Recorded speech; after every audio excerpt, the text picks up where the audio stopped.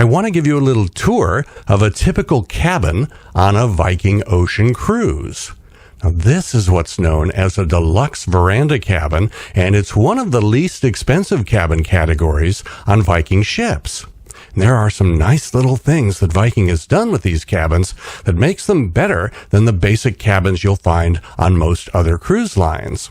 First off, I should mention that every cabin on every Viking Ocean cruise ship has a balcony, and they're all at least as big as what you see here. Some are quite a bit bigger if you choose a higher cabin category, but the point is that there are no inside cabins without windows and no ocean view cabins with just a window but no balcony. Can you imagine yourself sitting out on this balcony enjoying the amazing views? We're in the Caribbean this week, but no matter what itinerary you choose, Scandinavia, the Mediterranean, Alaska, Australia, or even a world cruise, you're going to love the views from your balcony.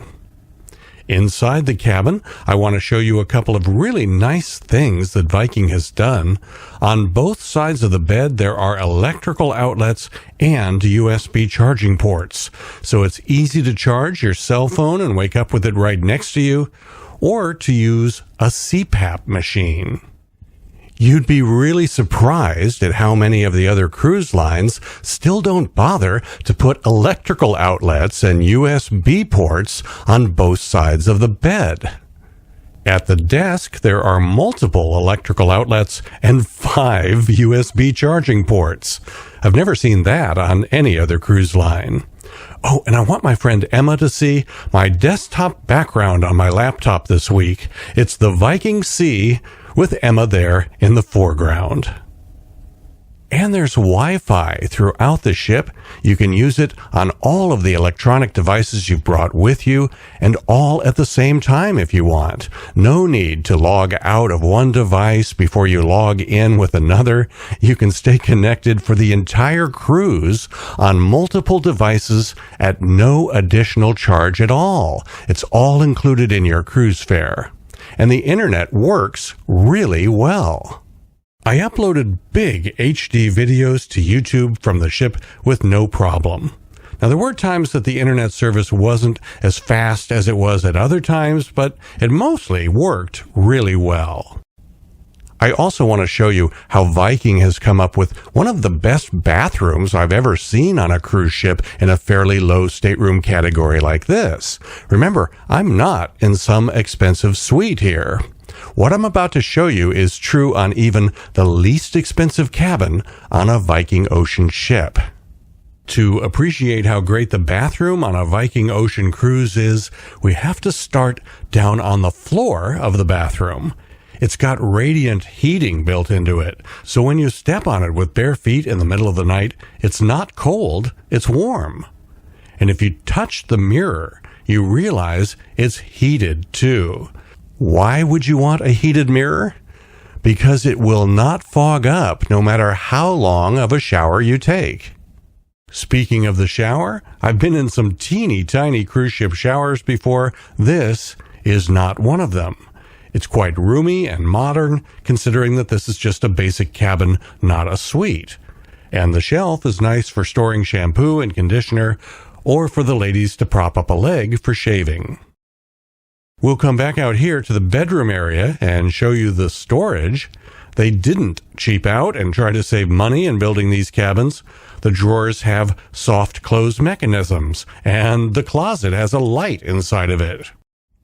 If you're not one of those people that packs light for a cruise and you need a lot of extra drawers to store things, step up just a little bit when you book your cabin. The cabin category known as a Penthouse Veranda has quite a few more drawers than the 2 lower-priced cabin categories do. I want to show you this sitting area over in the corner of the cabin next to the window out to the balcony. This is the way it'll be arranged when you arrive on board. And this is the way that I like to rearrange mine to get that coffee table out of the flow of traffic and give a more spacious feel. I want to show you the television. You can check the balance on your spending account. You can bring up a map to see where you are, including being able to zoom in and zoom out whenever you want, which I've never seen on any other cruise ships. You can get one concise list that shows you every reservation you've made for both shore excursions and dinner reservations all on one screen. But here's the best part. A lot of cruise ships offer pay-per-view movies on the stateroom TVs. But on Viking, you don't pay extra to watch a movie on demand. It's all included in your cruise fare.